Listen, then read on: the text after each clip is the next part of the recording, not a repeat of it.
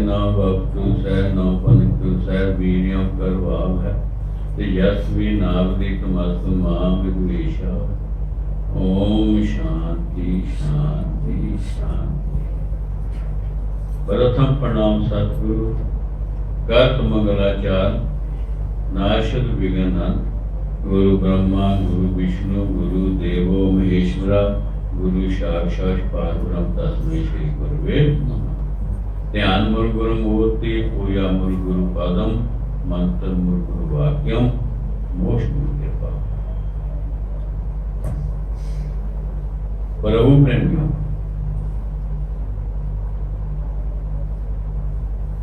जितने भी साधन है सिमरन कीर्तन हठ योग प्रेम योग जितने भी है मोक्ष प्राप्ति के कर्म पाने के लिए किए जाते हैं, मुक्ति को पाने के लिए किए जाते हैं। आपने मुक्ति शब्द तो सुना है, मोक्ष शब्द भी सुना होगा। कहने को तो एक साधारण शब्द है,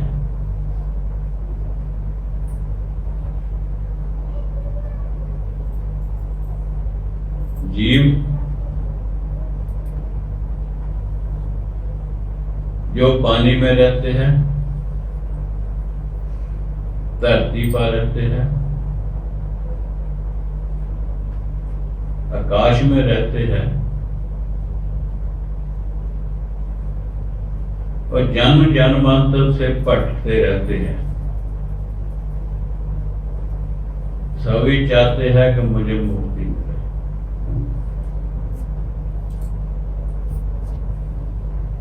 मनुष्य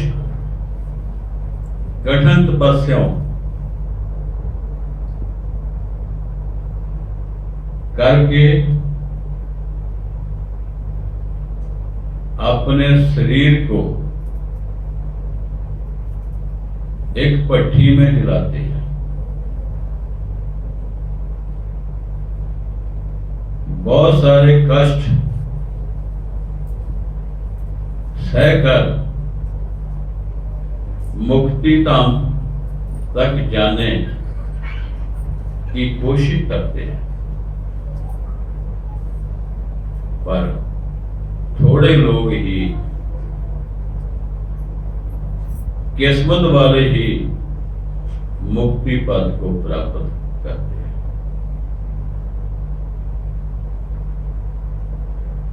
मुक्ति क्या है? मोक्ष क्या चीज है?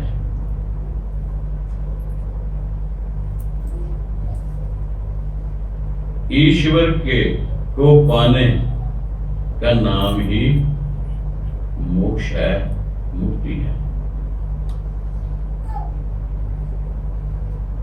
जन्म मरण आवागमन के चक्कर से छुटकारा पाने का नाम ही मुक्ति है। ईश्वर के स्वरूप में लीन होना ही का नाम मुक्ति है। जैसे समस्त नदियों समुद्र में जाकर मिल जाती है, उसी का रूप ही हो जाती है।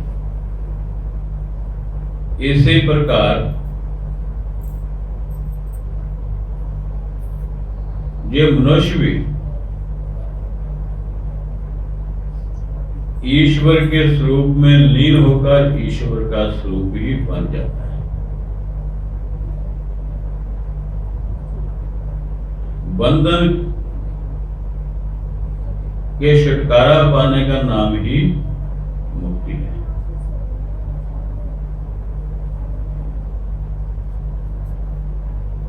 उठो, जागो, जल्दी करो। मोक्ष प्राप्त करने के लिए किसी आत्मवेत्ता, ब्रह्मवेत्ता की शरण में जाकर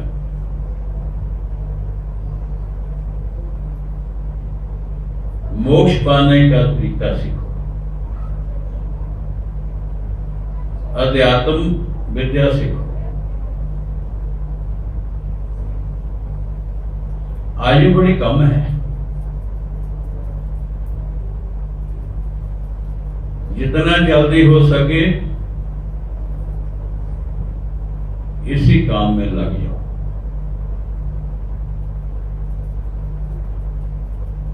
मोक्ष प्राप्त करने के लिए विलंब ना करो, देरी ना करो। जितना हो सके जल्दी उस काम में लग जाओ। भगवान कृष्ण ने 2 साधन बताए हैं, एक संख्या योग, दूसरा कर्म योग।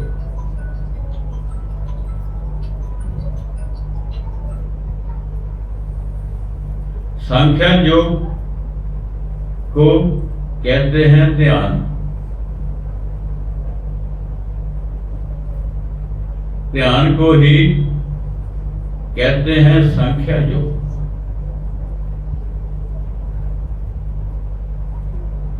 चाहे ध्यान कह लो चाहे संख्या योग कह लो, एक ही है।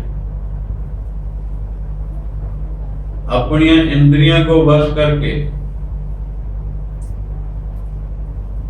बुरे कर्मों का त्याग कर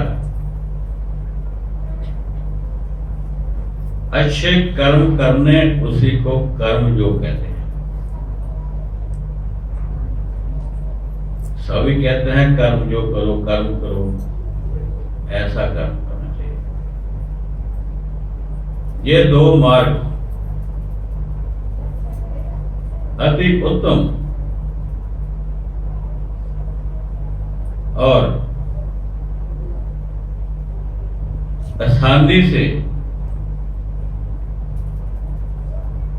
उस परम धाम तक पहुंचाने वाले हैं। चाहे कर्म योग पकड़ लो, चाहे ध्यान योग पकड़ लो, दोनों में एक पकड़ लो, आप उस धाम तक पहुंचोगे।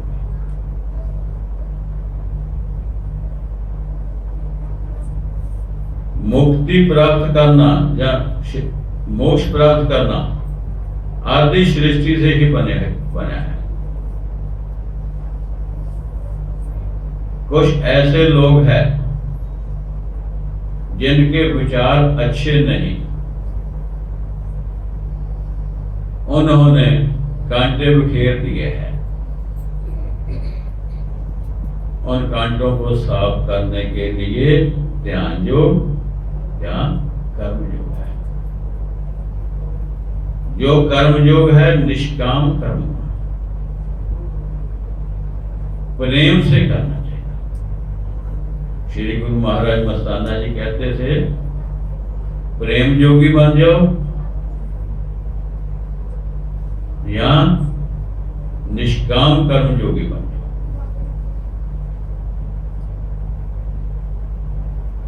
इस सृष्टि में ही कर्म प्रधान है।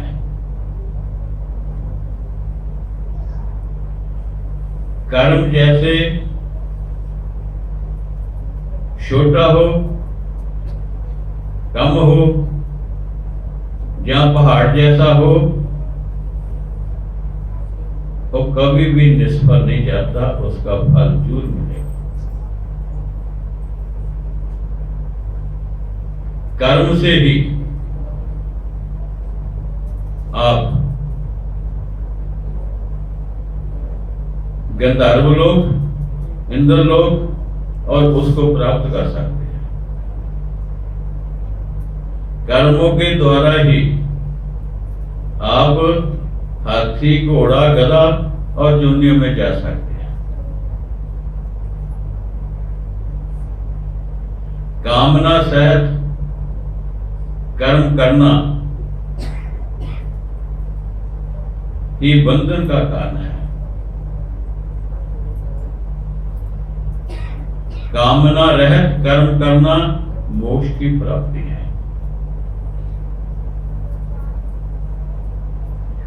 ये दोनों जो साधन है, संख्या योग या कर्म योग, उस परमात्मा के घर जाने के लिए एक मार्ग है, रास्ता है।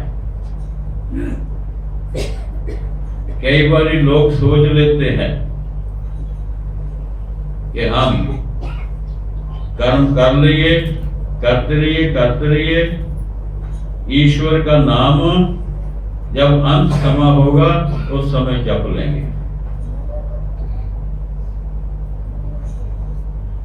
अंत समय नाम वही जप सकता है जिसने शुरू में नाम जपना शुरू कर दिया,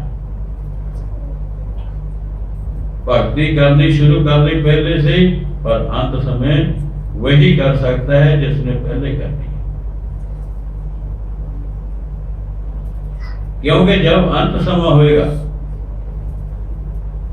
शरीर रोगदीन हो जाता है,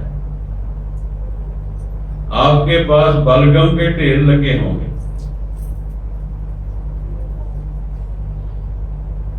चार परिवार पर बैठे ऐसे आपका हो जाता है, जलाब निकलने, ऐसी बीमारी लग जाएगी, ऐसी बदबू हो जाएगी, आएगी, घर दे सगे संबंधी धियां पुत्र बहन भरा सब नाक दबाकर पास से गुजर जाएंगे, कोई नहीं आएगा। उस समय क्या आप नाम जप सकेंगे? कभी भी नाम नहीं जप सकेंगे। नाम तो जब पहले आप जपते रहेंगे, अंत समय वही नाम आप जपेंगे, नहीं तो नहीं जप सकेंगे। इसलिए नाम जपना जरूरी है। नाम जपते उस शब्द में मिल जाओ, उसकी शरण में चले जाओ। जब शरण में चले जाएंगे सारे कर्मों से रहित हो जाएंगे। कहते हैं जितनी देर आप उस भगवान के श्री गुरु महाराज के ध्यान में आप होते हैं, अब तीनों गुणों से रहित हो जाते हैं, उसके साथ आपका मिलाप हो जाता है। तीनों गुण कौन से हैं? रजोगुणी, सतोगुणी, तमोगुणी से रहित हो जाते हैं। ये तीनों से बड़े ही कारण बनता है, वही वो ईश्वर का रूप बन जाता है। जब आप उसमें ध्यान में लीन हो जाएंगे,